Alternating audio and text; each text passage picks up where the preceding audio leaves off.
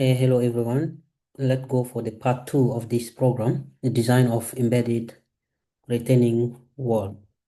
So this is the second lesson, and today we are going to talk about design situation and limit state, especially the ultimate limit state. Okay, so remember this is only about the design of embedded wall according to Eurocode.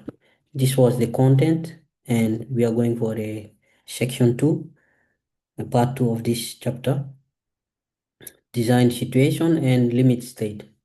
We are going here to mainly talk about the mechanism of failure of embedded wall, because to design something, any structure, you need to understand first how the structure come to failure. So the failure mechanism, okay? This is why we talk about limit state, okay? So I'm going to show you some examples of failure of retaining wall. And for example, you can see this one. This is a failure of this retaining wall. It was for a road embankment, and you can see the consequences. Okay, this is just one example. Here, this one is a video, I think, and showing you how how this wall, you can see on the image. I think we can play this as video. You can see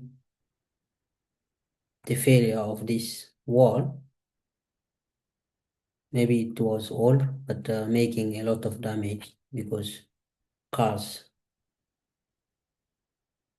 look like a car parking. Okay, but the wall, yeah, ultimate state. Okay, this is just one example. There are a lot of examples we cannot finish. This one is another example, a concrete wall. Maybe it was like let's say an diaphragm wall, but you can see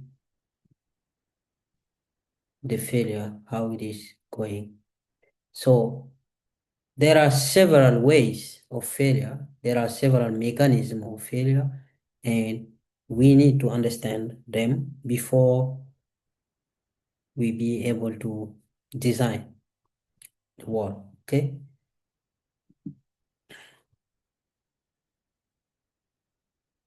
So here are mechanisms explained in Eurocode, at least some of them. Okay. The first one, some example. We have here the case where the head is kicking. Okay, the initial position was here. Then we have the head kicking, and we have some kind of rotation around this point, around this fixed point in the ground. Okay, this is one possibility. The wall can fail this one. And if you notice, the first video I played, it was about this mechanism. Okay, next we have this kind of possibility. Here, instead of the head, it is the toe, the bottom is kicking. Then the rotation is happening around here at the top. Okay. Next, we have this kind of possibility where the wall itself, okay, okay, we have a rupture here,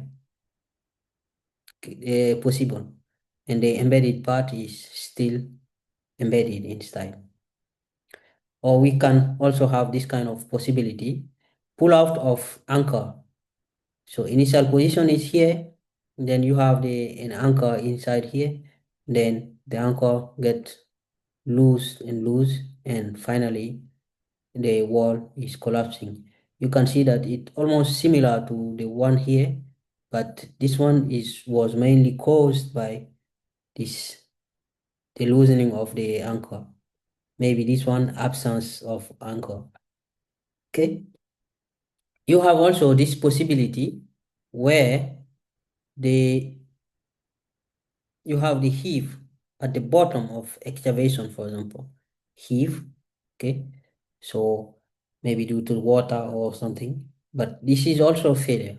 It is not good because if you build your house, you don't want to, or any underground facility, you don't want to the bottom to heave, okay? Or you may also have this kind of possibility, prompt failure. So you can see this initial support can break like this, and you have this kind of rotation here, break here. Okay, so these are like some of the failure mechanism given in Eurocode, but there are many others way of failure. Even bearing capacity also you can have, because sometimes the wall is supporting some load, so you may have also bearing capacity failure. So that is all for this second part. We will come back for the third part next time. Thank you very much, and see